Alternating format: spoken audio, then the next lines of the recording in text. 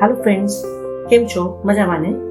તો આજે આપણે છોલે પૂરી તો કરતા હોઈએ છીએ, પણ છોલેના લોટ, છોલે એટલે આપણે જે કાબુલી ચણા વાપરીએ છીએ છોલે માટે, એ કાબુલી ચણાના લોટમાંથી આજે પરોઠા બનાવવાના છે, જેને આપણે નામ આપ્યું છે છોલે પરોઠા. તો એના માટે મેં આ કાબુલી ચણાનો લોટ લીધો છે, જે મેં 3 ચમચા લોટ લીધો છે. એમાં હું 2 ચમચી મેંદાનો લોટ, 2 ચમચા મેંદાનો લોટ ઉમેરું છું. ત્યારબાદ આપણે છોલેની જે ગ્રેવી કરીએ, ડુંગળી, લસણ, આદુ, મરચાં, ટમેટા, એ બધાની ગ્રેવી જે કરીએ છીએ એ ટોટલી ગ્રેવી આમાં એડ કરીને પછી એમાં લોટ બાંધવાનો છે. તો ચાલો હવે આપણે એમાં ગ્રેવીને બધો મસાલો નાખીને લોટ બાંધીશું. તો આ કાબુલી ચણાનો લોટ અને મેંદો એ બંને મિક્સ કરી દીધા છે. 3 વાટકી કાબુલી ચણાનો લોટ છે, 2 ચમચી મેંદાનો લોટ છે. હવે આપણે એમાં નાખીશું મીઠું સ્વાદ અનુસાર. મેં 2 ચમચી મીઠું લીધું છે. આદુ મરચાંની ગ્રેવી છે, ગ્રેવી પણ એમાં એડ કરીશું.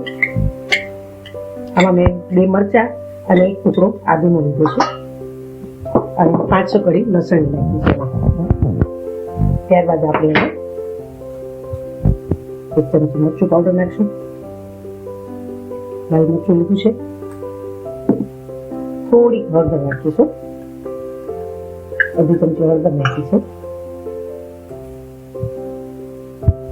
ધાણા જીરું છે, જે મેં 1 ચમચી જેટલું ધાણા જીરું નાખ્યું છે.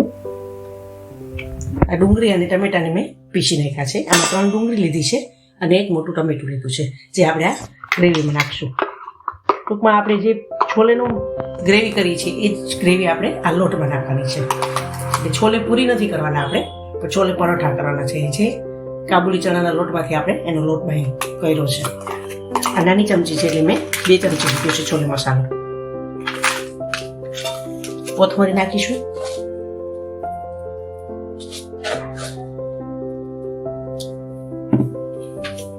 બે ચમચી એમાં આપણે તેલ એડ કરીશું. આમાં તમારે બટર નાખવું તો બટર પર તમે નાખી શકો છો, પણ મેં આમાં તેલ લીધું છે કણક બાંધવા માટે.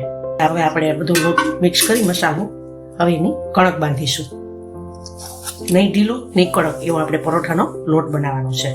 આ તમે દહીં સાથે ખાઈ શકો છો, ટમેટાની ચટણી સાથે ખાઈ શકો છો અને ગ્રીન ચટણી સાથે પણ કોથમરીની ખાઈ શકો છો. મોટે ભાગે આપણે છોલે પૂરી ખાતા હોય છે, પણ આજે એ જ છોલેના લોટમાંથી બધું જ આપણે મસાલો છોલેનો કરી અને લોટ બાંધ્યો છે. તમે લોકો પણ ઘરે બનાવશો, કેવા લાગે છે ટ્રાય કરી જોજો. તો આ રીતની આપણે જે બધો મસાલો કર્યો હતો ત્યારબાદ આપણે એની કણક બાંધી લીધી છે. તો આવો લોટ હોવો જોઈએ કે જે વણવામાં પણ સહેલાઈથી વણી શકાય. તો આપણે આ જોઈ શકો છો કે આવો લોટ હોવો જોઈએ, નહીં બોકડા નહીં ઢીલો. તો ચાલો હવે આપણે પરોઠા વણવાનું શરૂ કરીશું. આ રીતના આપણે વણી લેવાનું છે. ગોળ વણા તો ગોળ, ત્રિકોણ વણવા તો ત્રિકોણ. તો મેં આજે અહીંયા ગોળ વણ્યા છે. એક આપણે શેકવા મૂક્યું છે.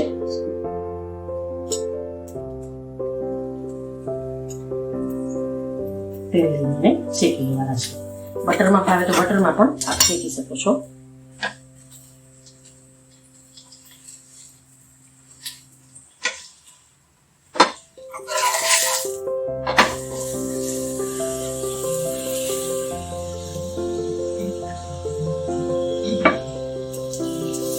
આપ જોઈ શકો છો એકદમ સરસ એક સાઈડ શેકાઈ ગયું છે.